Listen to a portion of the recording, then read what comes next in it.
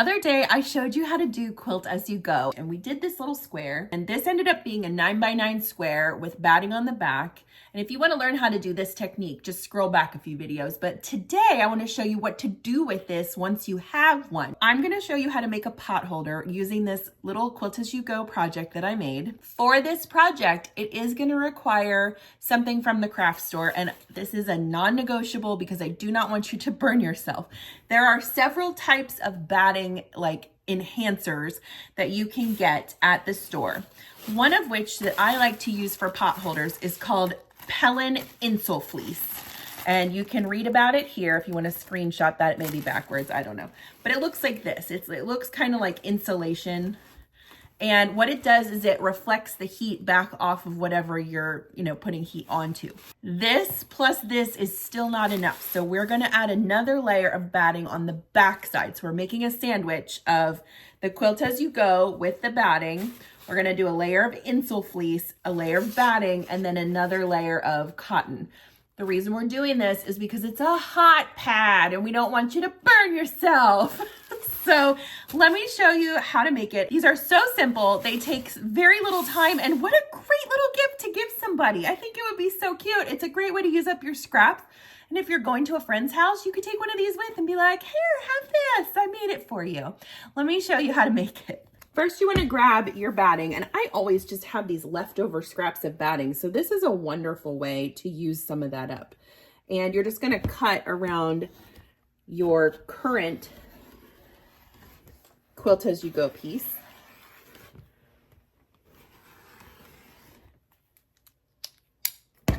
Okay, so now we've got our back, and let's see, we need some scrap fabric for the back side of our project. And I've got this leftover rainbow fabric, and this is sort of rainbowy on the front, so why not? Let's have a happy old pot holder that's just full of color. So I'm gonna cut another one, and I'm not even like measuring this. I'm just using what I've got and laying it on top. Because who has time for all that hullabaloo? Just kidding. If I'm doing like a really nice like quilt that I'm working hard on, everything's going to be measured well and exact. I'm not always flying by the seat of my pants, but for something like this, it's not worth the mental bandwidth. Okay. Last thing that we're going to cut is a piece of this insole fleece. Now, watch the coupons. Like if you're going to go to Joann and get some of this, watch for when they're in their interfacing and batting and all that stuff goes on sale, because this will be included and then you can get it for a discount. And a little bit will last you for a long time, because like this, we're only using a small piece. But like I said, it is 100% necessary so that you don't burn your hands off. Okay, so we've got our middle piece. To take stock, we have, this is already attached, batting and cotton on the front. We're gonna do this to the back, and then we're also gonna have our insole fleece right on the inside. So I'm actually gonna go ahead and lay this out. So we've got the bottom is our cotton, then we've got a layer of batting. We're gonna do our insole fleece. I'm gonna put that face up. So like the shiny side is facing up. And then we'll layer this on top. Okay, so that is a thick sandwich. The next thing we're going to do is quilt this. Yes, that's right. I said quilt this. So let's go to the machine, and I'm going to show you what to do to make this all stick together. Your regular like zigzag foot or whatever your regular foot is for your machine could probably tackle this, but I just don't want to use it because that just seems like it would be pushing it to its limits. So I used my screwdriver. We're falling apart here. So I used my little flathead screwdriver to move this out of the way and pull this off. And I'm going to take my walking foot for a walk. This is your walking foot. It's got this little crab claw that's like, hi, I'm a walking foot. Here we go. No, in all seriousness, it has feed dogs on the top, and that's what gives your sewing machine four-wheel drive. It's like really adding a little extra power to whatever you're trying to sew. And it's great for thick fabrics. It's great for real slippery, weird fabrics like minky. Everybody's like, oh, I want to make a cozy, soft blanket, but then they go and try and sew it without the walking foot, and they're like, I'm never doing that ever again in my life. Well, it's because you didn't use your walking foot. If you did, you'd still be sewing minky blankets. Okay, screw that back on. Make sure that the crab claw is over your needle bar. Put this somewhere safe because we don't want to lose it. It's time to change out I was using purple ombre thread. Just a quick note about pulling your thread out. It is so tempting to want to just grab this and yank it. Let me discourage you from that for this reason. Your machine is meant to push things forward, right? So when you're pulling something back, all of this thread is being like yanked and pulled and frayed all inside your machine, which can cause things to get messy, dirty, clogged. Save yourself a little bit of money from having to do service more often. Do yourself a favor, and when it's time, just snip it and pull it through. That's the way it naturally should be going anyway. It seems so silly and kind of like annoying to have to do that, but trust me, it will help you in the long run. Okay, what color thread do I want to use on this project? So we've got this fun back part. We've got this fun front part. I mean, the options are limitless. Yellow might be pretty. We want to use, oh yeah, that's kind of fun. There's a lot of yellow in this. I mean, it's really not that big of a deal, but why does it feel like it's such a big deal? You know what? It's going to be a yellow day. Let's do this. I'm sure you could use like polyester thread, but I just wouldn't recommend it when we're using heat. Polyester is not like a natural occurring material, so I'm no scientist, but it just doesn't feel like that's a great idea. So let me wind a bobbin.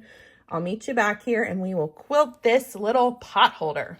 This is a bar that will help you with your measurements when you're sewing across something like quilting, and it goes back in this hole of your walking foot. Okay, you place it there and then you can move it in and out however like wide you want it to go. And then it's really easy to keep measuring up your lines with this little bar. You can also flip it and put it on the other side if you want to. So that's a really helpful tip when you're learning to use your walking foot. I've got to use the big clips because this is very thick. And I think for this, I'm going to quilt in the diagonal and just go lines going across. I'm going to mark my first line using a marking pen, and from there I won't need to make any more lines because I will use my bar that I just added to my walking foot to keep myself on track. So draw your first line, and this is water soluble, so it will come off once you spray it with some water. So don't freak out about putting it on your beautiful project. Okay, we're gonna line this up. I'm gonna up my stitch length to a 3.0. That'll make it just a little bit longer. Okay.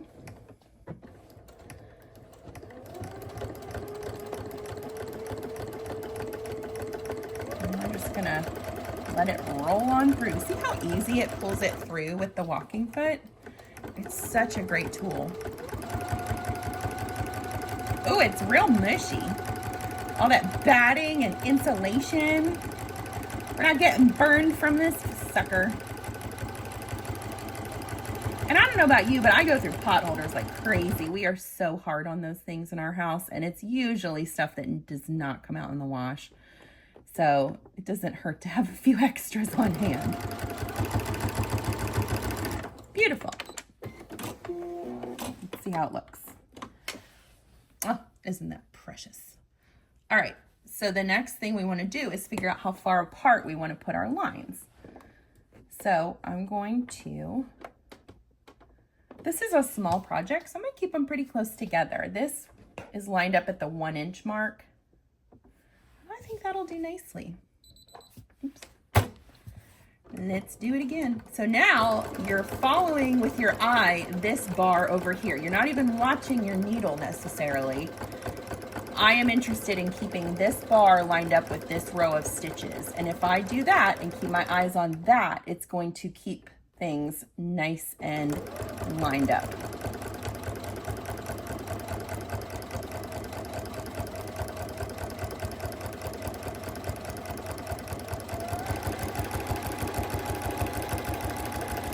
Beautiful. Look how cute that looks on the back too. Lovely. All right, I'm gonna keep working this way and then I'm gonna work myself that way and I'll meet you back here when we're done.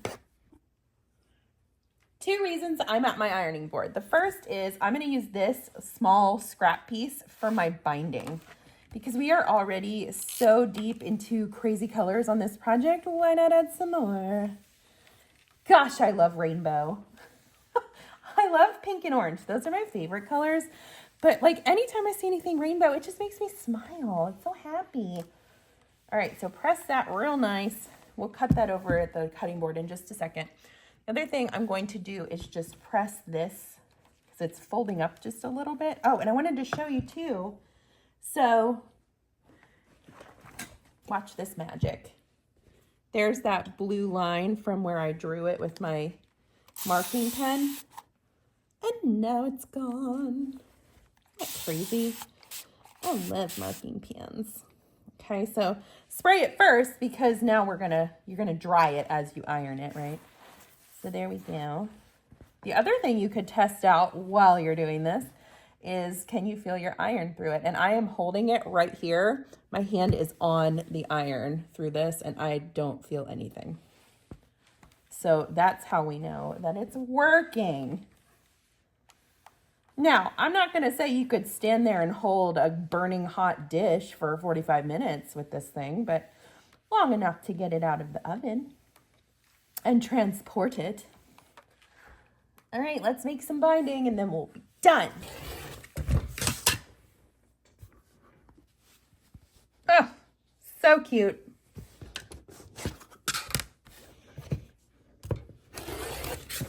That is really cute. I like it. All right. So we need to figure out how much binding we need. And these are, I think let's see, we're around 9 inches. So 9 times 4 is 36. So I need a total of, let's say 40. Always round up. And I'm going to cut my binding pieces 2.5 inches on the longest edge here. So we will go up 2.5 inches.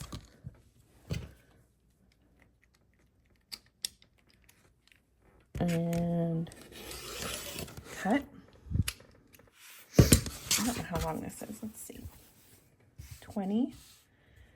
So that's 23 inches. So I just need 2 of these. That will be plenty. This is also a good way to practice sewing binding if you've never done it before and you want to like do a little practice run before you sew it on a quilt. Because it's very low commitment. All right, we've got to attach these together. So let me show you how to do that on your machine. I like to attach mine at an angle because it spreads the angle across your binding instead of having just a straight line. It makes it less noticeable. So I'm going to lay one piece face up this way and one piece face down this way. You can clip them if you want or pin them. But we're going to be sewing this diagonal here. So if you want to draw that line with like a marking pen and a ruler, if you're new to this, that's fine. I'm going to just eyeball it. I like to live dangerously. You got this corner sticking out now. Just trim that up to 1/4 inch. Yep. Then we're going back to the ironing board. And I'll show you what to do next. This is what it looks like, and I'm going to go ahead and iron this flat. And I'm going to take my long edge and match it up with my wrong sides touching and create like a very long tube. And just press it down so there's a nice crease there to mark where you are folding it. I just washed this cover and it smells really good now that I'm ironing on it. Like I can smell the laundry detergent. It smells lovely. Binding. Sounds kind of scary. Not really that scary. Go to the front side of your project and take the one end of your binding And I want you to lay it on one of your like long edges about halfway down with the raw edge facing the raw edge of your project. Now we're not going to start sewing right at this edge. We're going to start sewing about 1.5 inches to 2 inches up, and I'll show you why at the end. So line it into your machine, and we're going to be sewing at 1/4 inch.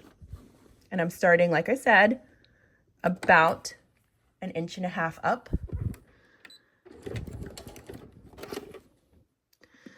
And sew all the way down until you are 1/4 inch away from the edge right here.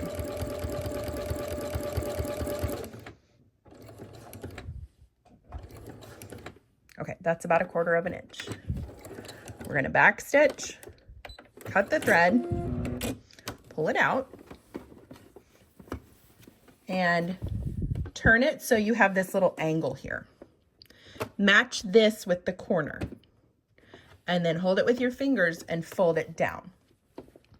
What this is going to create is a mitered corner on your beautiful pot holder. And when you look at it, you'll be like, I am a sewing genius. Okay, so this is what it looks like. Hold it down with your fingers. You can always clip it as well if you feel a little nervous. And line this up with your raw edge. And we are going to start like about 1/4 inch in, but you can back stitch it to the edge. And then just keep sewing. Make sure you're continually lining up with your raw edge. I think sewing binding is super fun. I know a lot of people hate it, but ain't no hate on my side. I love it. I'm 40 and I love it. Keep going until you get 1/4 inch away from the edge again. Back stitch. Cut.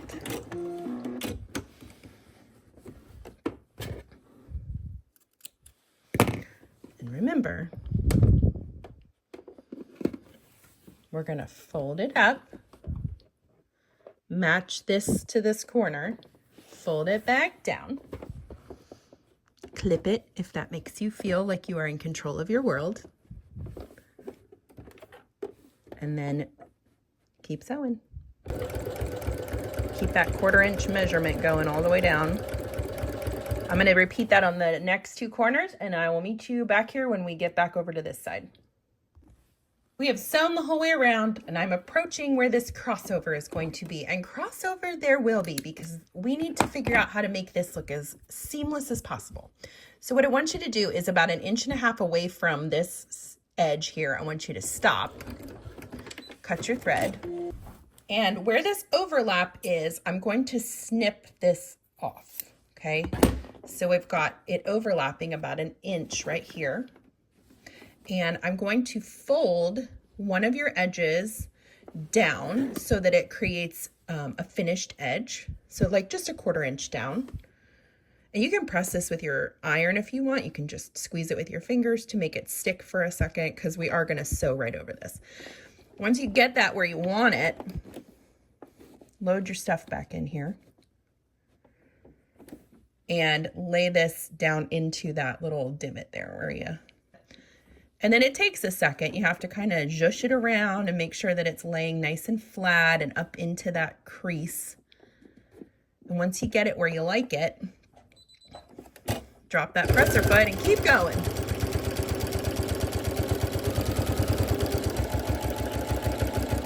So good.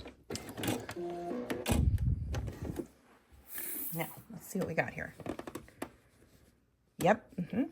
Yep, that's good. That's real good. All right, I'm going to go over to my iron, and we're going to press out these edges. So just push this out with your iron so it really flattens out the seam. And when you get to those corners, I just like to stick the point of my iron into that corner, but you don't need to do anything else with it right now, because we're going to fix that when we go to sew the back side. Now, I am a hand sewer when it comes to binding, but today I'm going to be brave and try and do it with my machine. I don't love doing it with my machine. It's not my forte. There are so many other quilters on here that are way better at it than I am. But hey, You only live once. Let's give it a try. I'm going to start at an inconspicuous area. So I'm not going to start where my crossover is. I'm not going to start in a corner. I'm going to start at a very simple intersection over here. So what we're doing here is folding this over, and it's going to cover up this line of stitches, hopefully. Okay. And I'm going to stitch this from the front side, and you have a choice to make here. You definitely want it to stitch through this side for sure, but you can try and stitch in the ditch, which is right in this seam line, or if you just want to let those stitches be visible, which is totally fine, and quite honestly a little bit easier if you're beginning, just do that.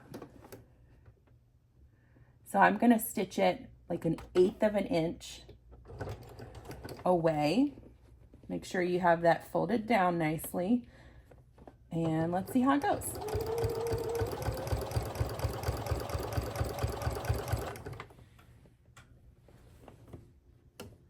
Double check it as you go. Make sure it's catching on both sides. When you do the hand stitching, it tends to make your stitches invisible or close to invisible, which I prefer. But for this, it's not that big of a deal. When you get to that mitered edge, fold one corner down and the other corner down like this. Also would probably help if you preset those before you started sewing. But whatever. Okay. So into that miter. Once you hit the seam line, lift your presser foot, fold everything down, turn your work, and keep going. Now, as I'm getting closer to this corner, I'll show you a little bit better. So you're going to fold this side down to get it ready, and then fold this side over. And it should match so that it's a nice seam right here. And that's where you're going to clip it. Now this one's ready for me to sew. Okay, also, guess what? If it's not perfect, it's all good. Life will continue to go on. We don't need perfection. We just need a good attitude and an ability to learn and grow. Okay, team, we did the thing. Let's see how it turned out. That's pretty cute, right? It is not perfect. It is abstract. It is fun and colorful, and it's gonna work exactly as it should because we used the right materials. That Insole Bright is so important in this project. Don't forget to use it. So there you have it, a cute little scrap buster pot holder that you can make and take to a friend and brighten up their day. Thanks for joining me today. I'll see you next time.